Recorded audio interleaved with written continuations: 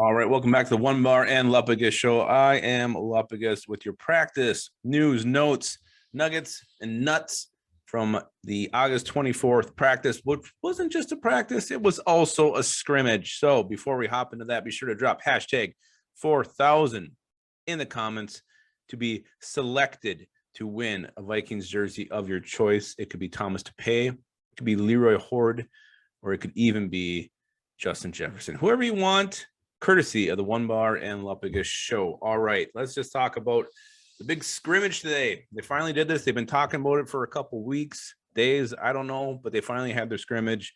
Let's go over some news and notes from that. This is taken from mostly from Courtney Crone and a little bit from Chad Graff as well. Kirk Cousins hit Justin Jefferson for a 2-yard touchdown. What's interesting about this is Justin Jefferson is back in there playing. That shoulder injury must not be too bad. So great to see Jefferson back, getting in some reps. Hopefully we don't have to see him on Friday. We'll just see him week 1 against the Bengals.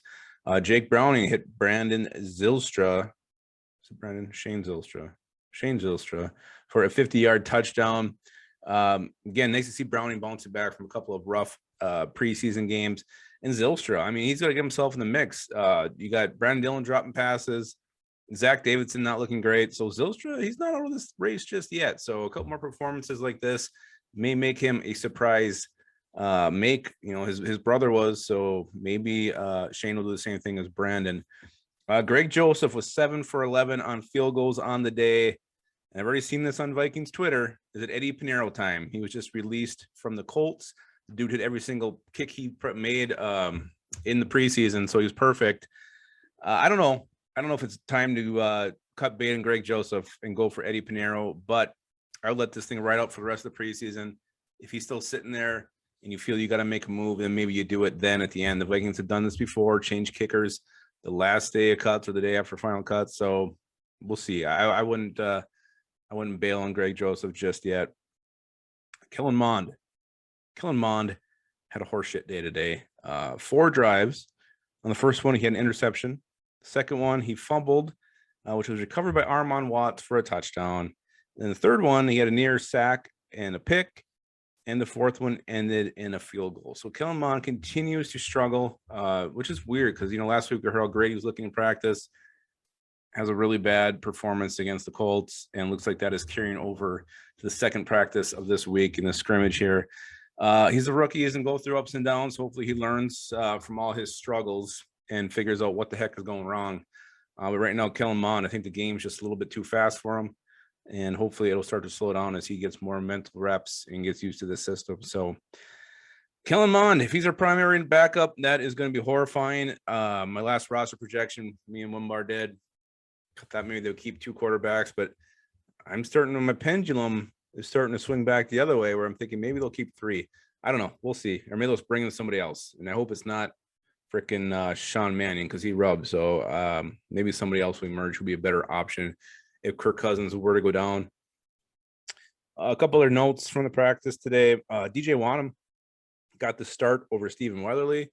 Take that for what you will. But is Weatherly going to be the odd man out with Everson Griffin coming in? I don't know. I mean, he's another Viking veteran. I think Mike Zimmer is pretty fond of Stephen Weatherly. So we'll see what happens. But the fact DJ Wanham got the start, maybe they're just trying something different, or maybe it's a sign of things to come. Josh Metellus left with an injury. Not sure what happened to old Joshy boy there, but, pretty damn good special teamer. So hopefully he's okay. Everson Griffin was with the starters on 3rd down. So dude comes back. He's already getting worked into the 3rd down pass rush rotation, which is probably where he's going to be a lot this season. I don't think you can see him start games, but passing situations, Everson Griffin, he'll be out to eating those nuts. That's what Everson Griffin does. And then the last one, Daniel Hunter continues to freaking dominate. This guy's playing on another level. He is a god amongst men out there. 3 sacks on the day. I mean, everything we've heard from Daniel Hunter right now just sounds like he is on the verge of a monster season. I hope it happens. I want to see it. Damn excited with Daniel Hunter. We're talking defensive MVP type of season for Daniel Hunter. Very, very pumped. So hopefully, I don't think we need to see him on Friday. Save him for week 1. Make him extra hungry to feast on those striped kitties of Cincinnati. So that's it. That is your practice notes news, nuggets, and nards in the Vikings scrimmage today on August 24th. Again, don't forget to drop hashtag 4000 in the comments, and don't ever forget to keep your skull in your hole.